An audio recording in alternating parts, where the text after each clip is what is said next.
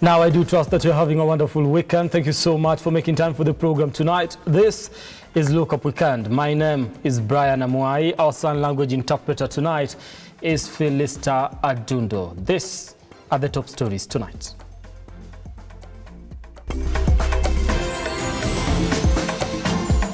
Tonight on Look Up Weekend, UDA Vice Chair Seth Panyako resigns, citing President Ruto's housing levy and the cost of living.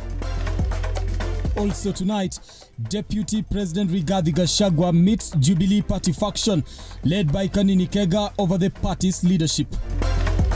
And we need to know that tobacco is very addictive, especially because of the nicotine. This week on Born a Man, we bring you the story of a man without a voice box after 25 years of smoking.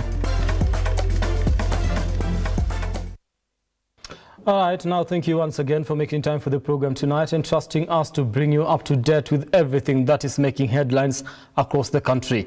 Now, I want to welcome you to be part of the program by engaging us on our socials. That is at Amwai Brian on Twitter, at Lookuptv. The hashtag we're using is #LookUpWeekend. We are also live on Facebook and on YouTube. So be sure to send your feedback through those particular platforms, and I'll be able to sample some of them as we continue with the program tonight. We start with some political actions that happened today. Now, Deputy President Rigathi Gachagua on Saturday hosted former Jubilee Party MPs from Central Kenya who expressed their full support for Kenya Kwanza administration. The DP had consultations at length with the lawmakers who lost in the last elections at his official residence in Karen, Nairobi. Gachagua said he was grateful to host the ex-lawmakers he served with in the last parliament, adding that he was ready to work with anyone to ensure the success of President William Ruto's government.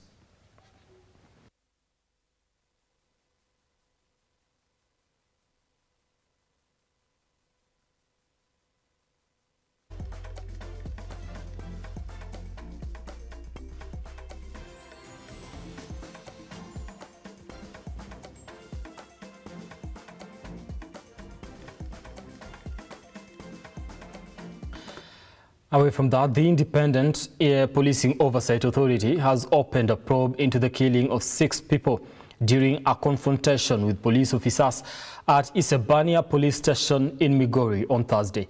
Now, the deceased persons were part of a mob that invaded the police station, demanding the release of all inmates locked up in the cells on Thursday evening. In a statement on Saturday, IPOA chairperson Ann Makori said several other persons, including police officers, were injured during the confrontation. Makori said the authority has dispatched a rapid response team to launch investigations into the death and injuries. The report says, and I quote, "The incident allegedly occurred as police officers from Isebania Police Station attempted to restore peace through a public order management operation," read the statement in part. She noted that IPOA will recommend prosecution for any police officers found culpable of misusing their firearm. Upon conclusion of its investigation, the authority shall take appropriate action, including recommending to the Director of Public Prosecution the prosecution of any person found culpable. In all its investigations, IPOA is impartial, fair and transparent, added the statement. Police had earlier reported that the group of goons invaded the station in a pickup full of stones and machetes on Thursday evening. The armed men are reported to have destroyed the gates of the cells, broke down windows of the station, armory and other offices using stones. Police reported that the efforts to disperse the mob with tear gas were futile as they made their way to the cells, demanding the release of all suspects. They attacked the gates of the cells as they demanded that all suspects in custody are released.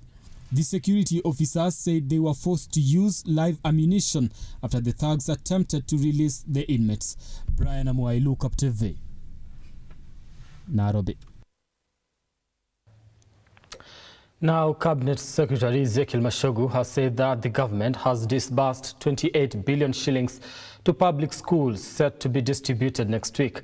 While on a visit to Mukumu Girls High School in Kakamega County, the CS added that the school will be given an additional 10 million shillings for repair of dormitories to prevent overcrowding and spread of diseases.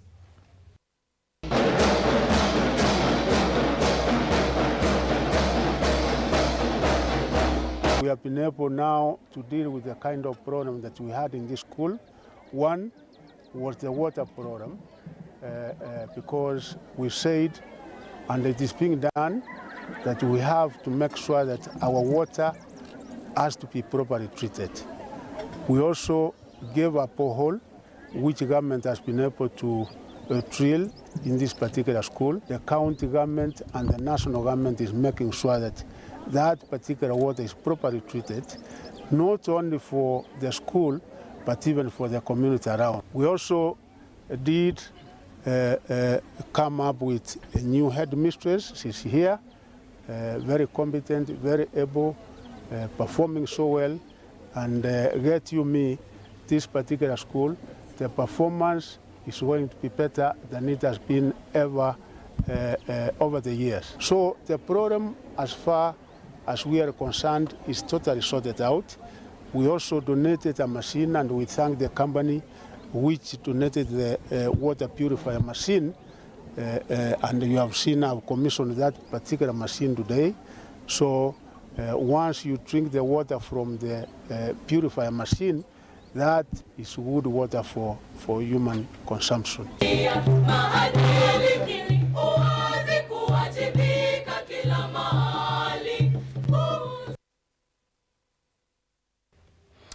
All right, now away from that, UDA Party Deputy Chair Seth Panyako has resigned from his position and announced his official exit from the party.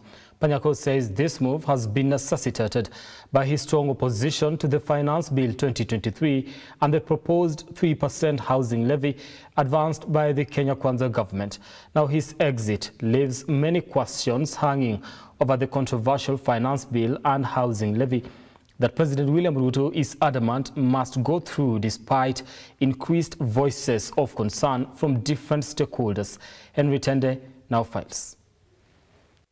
The controversial Finance Bill 2023 continues to draw sharp divisions among various stakeholders in the country.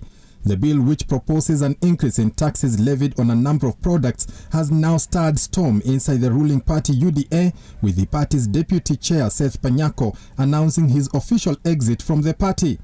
In his exit message, Seth Panyako cites his strong opposition to the 2023 Finance Bill and major differences on the proposed 3% housing levy as the main reasons why he has vacated his position and left the party. His exit leaves a dark cloud hanging over the controversial finance bill that has continued to elicit mixed reactions from Kenyans and other stakeholders. Strong opposition from different quarters has forced President Ruto and his handlers to move with speed to convince Kenyans to support the idea. Just last week, President Ruto sought the support of Kenya Kwanza elected members of parliament over the bill in a meeting at State House, Nairobi. I appreciate that you have always been there to work with us so that we can ensure that we run the affairs of the Republic of Kenya together.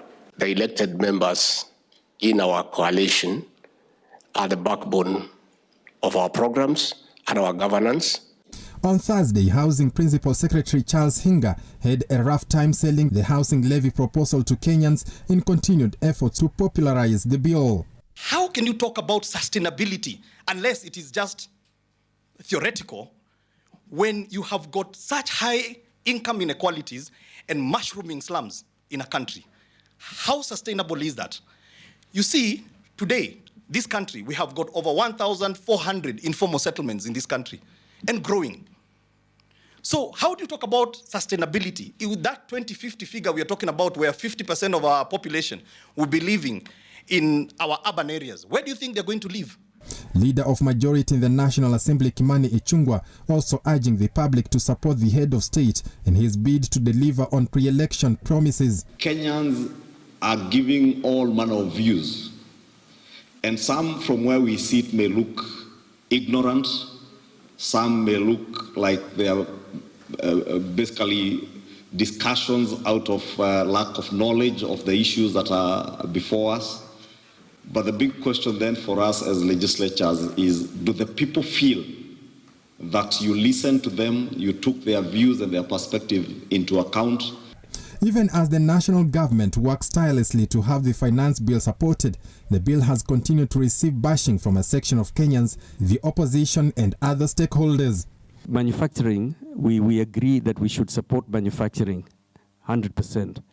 And we're in favor of supporting manufacturing, but not where there is no economical sense. Is it a tax? If it is a tax, why are we taxing the ordinary mwananchi or the poor people down there? And the voices of discontent continue to grow stronger as the Parliamentary Select Committee on Finance collects public views on the bill that will be presented for discussion when the House returns from recess. Whether or not there will be changes on the bill before then remains a wait-and-see situation. Henry Tende, Lookuptv.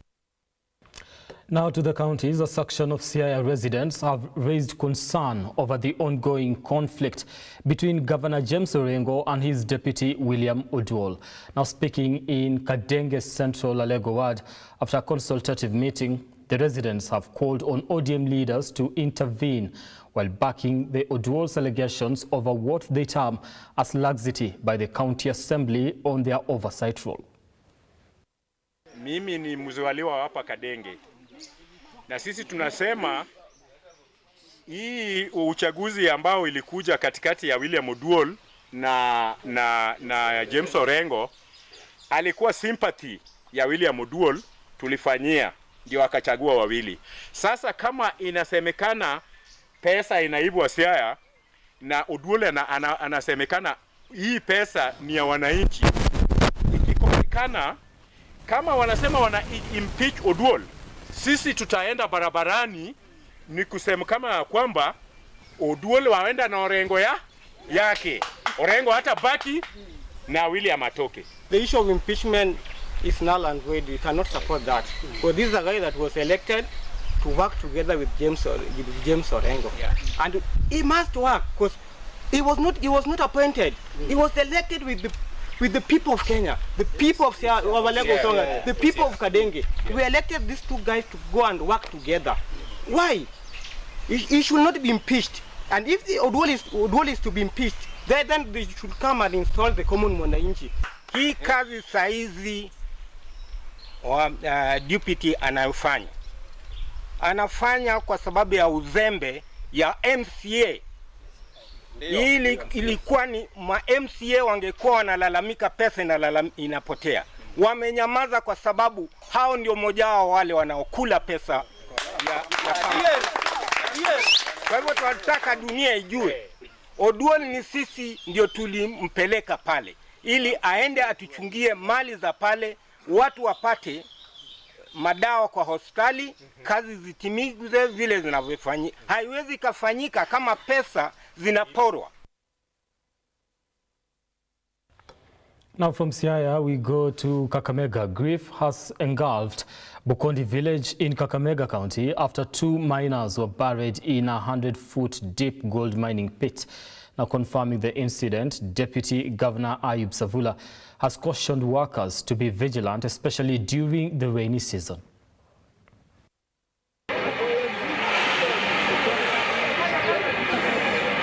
Two miners in Ikolomani, aged 25 and 27, met their death on Saturday after the mine they working in collapsed.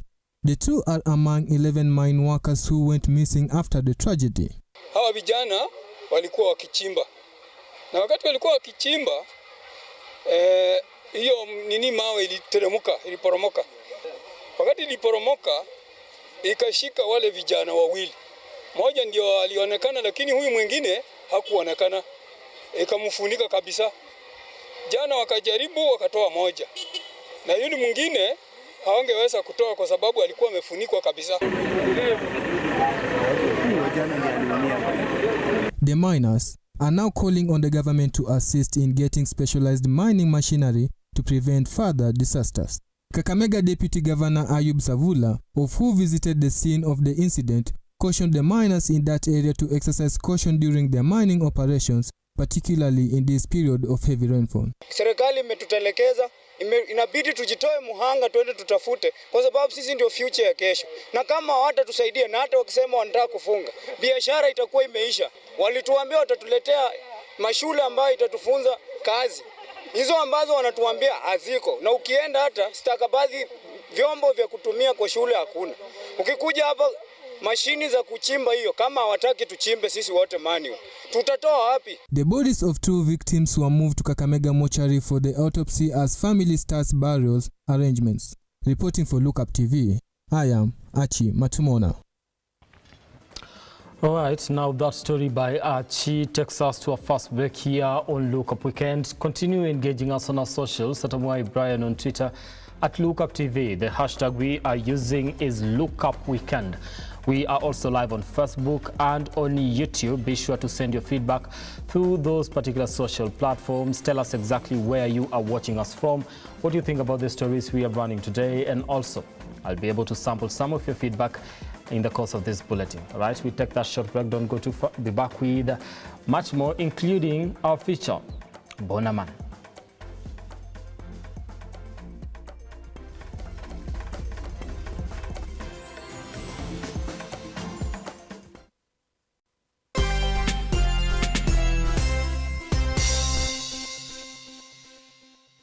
Why Malindi? Any idea why the A-list celebrities, politicians choose Malindi as a destination? Is it the sandy, spotless white beaches, the rhythmic, relaxing oceanic waves, or is it the great potential investment opportunity that Malindi has to offer? Dark Balance, we are here with a variety of projects from as low as 99,000 shillings. You get an eighth of an acre with ready title deeds. Book your plot today with only 35,000 shillings and get a free return air ticket. Be the next investor in Malindi with Dark Balance. Call us now on 0740 888 111 or 0740 888 222. Dark Balance. We promise, we deliver. Why wait? 20 Malindi. KM Lookup Media, the holding company for Muthingi and Lookup TV, proudly presents the Mount Kenya Region Roadshow. It's time to mark your calendars because from June 26 to July 1st, 2023, we are bringing the excitement to Kiambu, Murang'a, Kirinyaga, Embu, Meru, Laikipia, Nyeri, Nyandarua, and Nakuru counties. Are you ready to be a part of an electrifying TV roadshow? Join us as we embark on a thrilling journey through the magnificent Mount Kenya region. Lookup TV and Muthingi TV are hitting the road. We are coming straight to your towns. But that's not all. We are not just bringing you TV. We are bringing you an unforgettable experience. Enjoy your favorite comedians like Njoro wa Ukulima ni Mali, Marafiki, among others, live performances, and get a chance to meet your favorite TV personalities right in your own town. To our sponsors and partners, book your slot for the greatest brand experience and conversions. To book this fast-moving opportunity, call 0110-430-158 or email sales@lookuptv.co.ke. Get ready to be swept off your feet as we bring the magic of television to your doorstep. Let the TV adventure begin.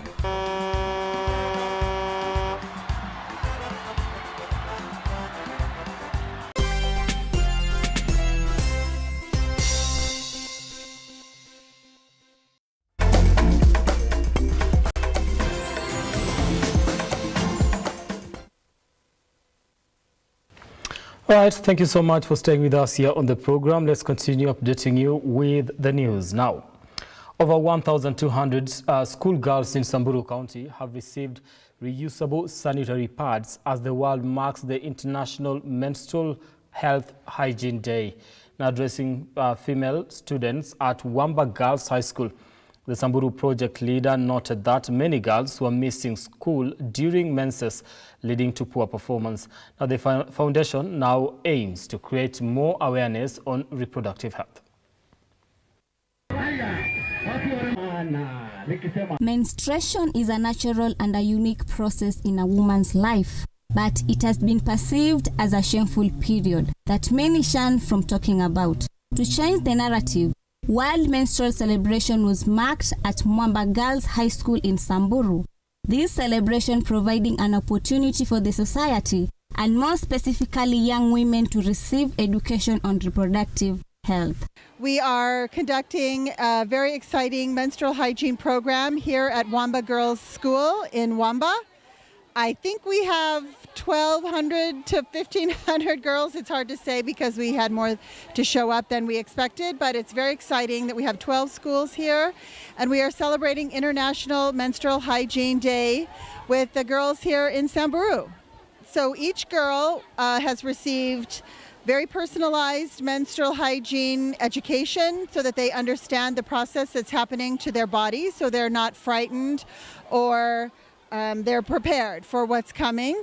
Kisii County, Senator Richard Onyoka and Kututu Chache South Legislature Anthony Kebagendi have submitted a petition to President William Ruto, urging him to urgently address the current high cost of living and to alleviate the harsh economic conditions faced by their constituencies. Speaking at Cardinal Otunga High School during the institution Thanksgiving Day, Onyoka urged the president to be conversant with what the citizens want from his government. Kuongeza levy ya 3% kwa katika payslips za Wakenya itaumiza watu wetu sana, haswa walimu ambao tuko hapa nao siku ya leo. Levy hiyo tunaomba, it is not urgent to deal with the issue of housing right now. Right now, Kenyans are hungry. We need food. Right now, Kenyans need affordable healthcare. And right now, I think Kenyans need affordable, higher technical education. The National Assembly Committee of Lands has commenced investigations to resolve disputes over more than 12,000 acres of land in Vipingo, Kilifi County, in contention between local communities and investors. The communities have pledged to visit the piece of land that has been a center of dispute. Tumekuwa na mikutano ambayo imetupatia a lot of information kuhusu zile shamba. Jana tulikuwa na watu kutoka Centum, tulikuwa na watu kutoka Mombasa Cement, and we've also had an interaction na watu kutoka kwa Ministry ya Lands. Kwa hivyo kufika kwetu hapa ni kuangalia ama kuangazia zile shida zilizoko katika ile shamba ya Vipingo, and I think vile tumeongea na governor, vile tumeongea na county commissioner na vile tunaendelea kufanya hiyo investigations, tunajua at the end of the day tutakuwa na suluhu. Lydia Mweri, Lookuptv.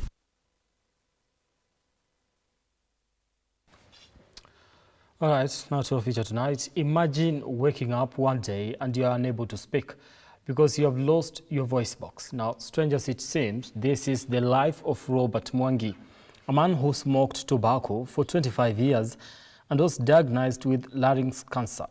Now, Cecilia Lubanga brings us the story of a man who now campaigns strongly against the use of tobacco, a killer substance that is consumed by at least 1 out of 6 men in Kenya. Drugs and substance abuse has become a menace that has taken root amongst the most youthful section of the society, a factor that hinders the wholesome progress of a nation. Oftentimes, one does not really comprehend the impact that drugs have to their health, and in most cases, it's often when one gets to a point of no return. Robert Mwangi narrates the ordeal that befell his life the moment he settled for tobacco as his poison.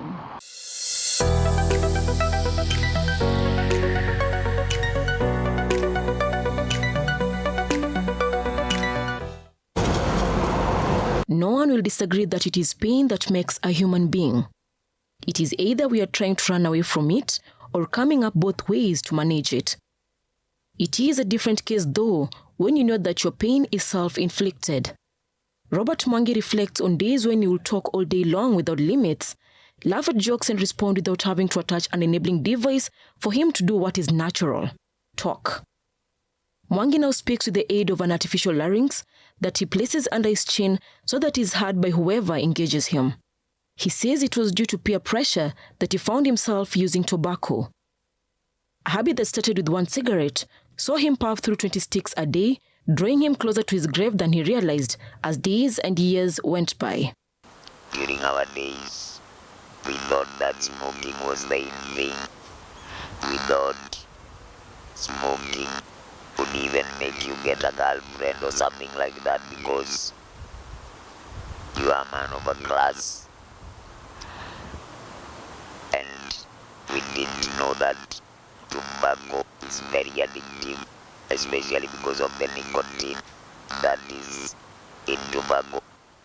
That's why I'm very bitter with that drug called tobacco.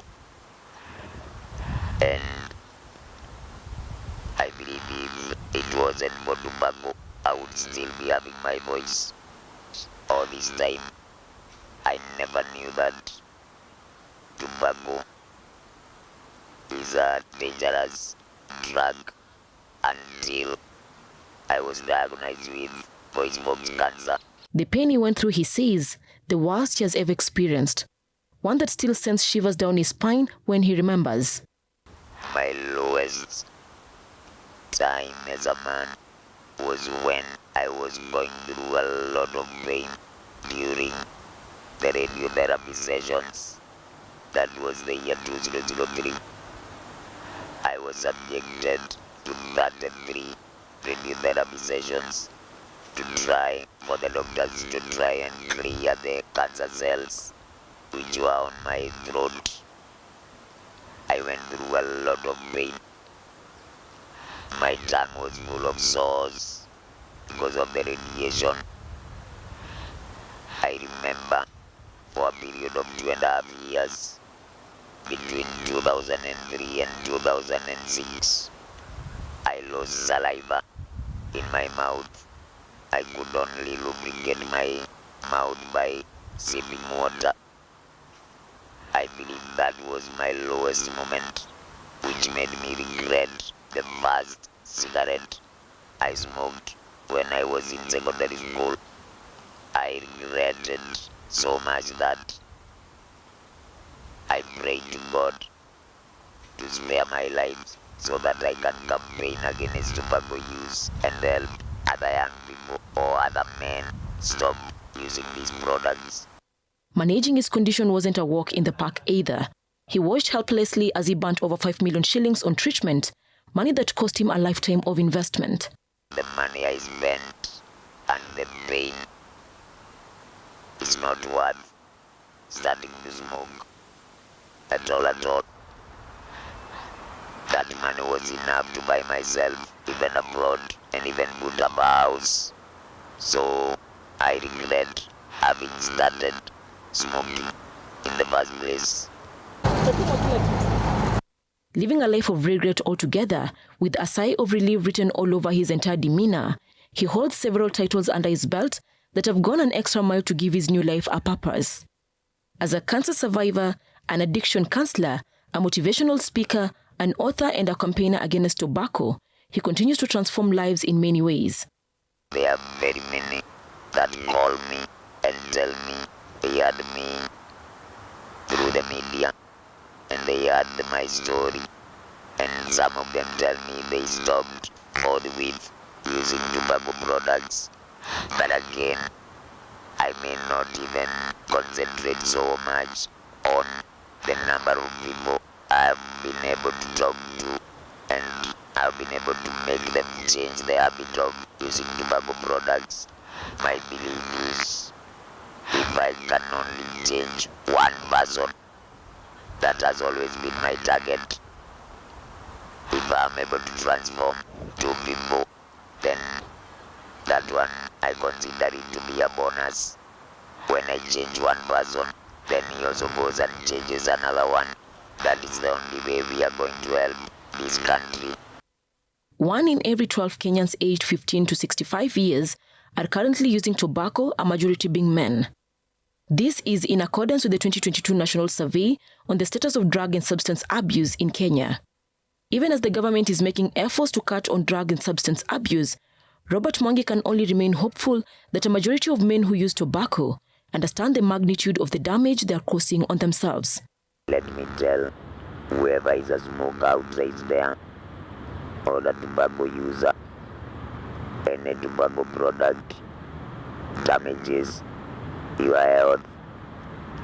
Many of the people I have cancelled and they have stopped smoking. I tell them, after you stop smoking cigarettes, the first 6 months, the first person to tell you that you have improved is your wife, because smoking reduces your bad performance. So the moment you stop smoking cigarettes, the first person to congratulate you is always your wife. Cecilia Lubanga, Lookuptv.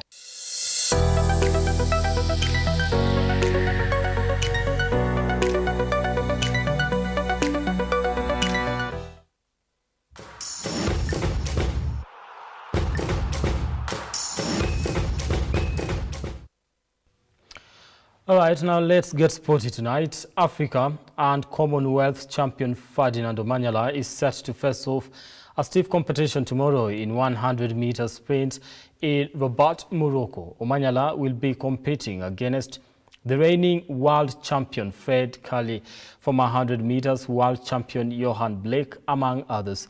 Now, 100 meters Olympic medalist Lamont Marcel Jacobs will not be in the race due to an injury.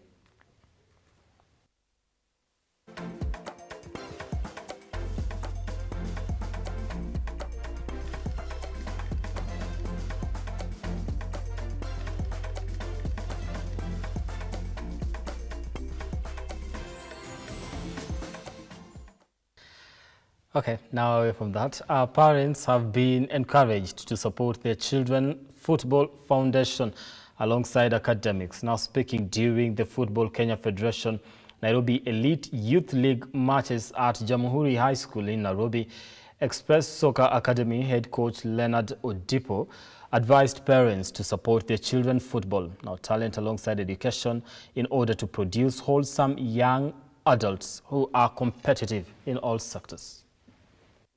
Just if your child is talented in football, don't discourage him from football for the purpose of education, but guide him to maintain a balance between the two. Because if he's good in football, encourage him also to be good in education. Just use the same tactic that you use in football. Just tell him, just as you're good in football, what if you also become good in education, similarly as football? You'll become a very competitive person in the world, being a good footballer and also very good in education. So if you use this kind of tactic, then your child will see things in a different way.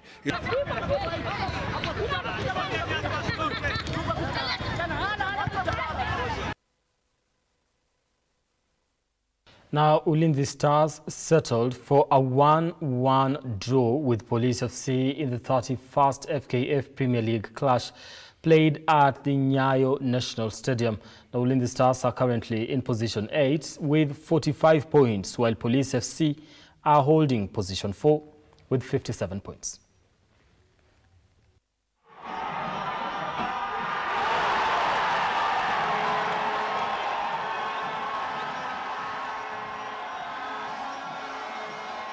Na kila kitu kwa mazoezi, nilijua nataka kuona leo vijana wanamaliza kazi. So tasema pia nita blame timu yangu, chances, we have created so many chances, lakini unapata tumepata moja tu. Kile nitasema nitajaribu kusukuma timu, maana ligi bado haijaisha. Nitasema ni vijana wangu. Nitarudia tena kusema vijana wangu, baada ya concede goal wamekuja sijui nini kimewaingia. Unaona? Na kikawapa nguvu Ulinzi, wakakuja wakaona kuwa wanaweza pata matokeo hapa. Ndio unaona wamekuja, walijua kwanza matokeo hawana. Walijua matokeo hawana, lakini baada ya kufunga Itiang kufunga ile goli liliwaleta kwa mchezo na wakajiamini kuwa wanaweza. Dakika 10 za mwisho nasema kuwa wamecheza na wasting time, wamejaribu, maana washapata goli moja, ni kuweza kuzuia na kugawanya hii point. Mechi imekuwa ngumu. It was so tactical, but kitu tunasema first half Police walikuwa na upper hand. Walianza vizuri, but nashukuru boys wangu tumejaribu ku maintain, contain the first 20 minutes. Then ukiangalia ball first half ilikuwa yao, second half ilikuwa yetu. So it was a game when first half you don't utilize your chance, second half you pay. For me game ya leo ni kuna plus cause tukiconsider tulipoteza game against Bidco, kapoteza against Tusker, a draw is a plus ambao unaenda polepole.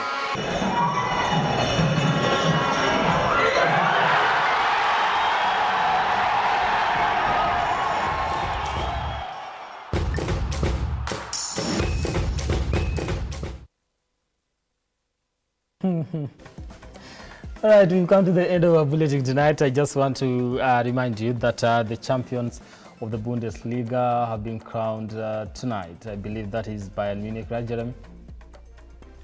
Yeah, thank you. Okay, now that does it for us. But before we do that, I did promise you that I was going to go through your feedback tonight. Ochuodo Nyogola Nebi says Kisumu is watching. Thank you so much for tuning in. UT says Gashagwa, you're not going to take that. Quincy Akado says the tax is high and yet we have poor public infrastructure. Just stressing on the issue of the current Finance Bill 2023 and what people have been talking about, the increase in taxes. Radio Big Funny says Changara Teso Nawakilisha. Thank you so much for watching all the way from Teso. Pablo Moja says Ruiru is watching. Thank you so much for always tuning in. Pablo, we do appreciate your time and we do not take it for granted. Awesome. Thank you. Right, our sign language interpreter tonight has been Philista Adundo. My name, as always, is Brian Amwai, and on behalf of everybody that has made this program a success tonight, I do want to thank you so much for watching. Let's do this again tomorrow. And yeah, I'll see you then. Do have yourselves a lovely night and a lovely weekend.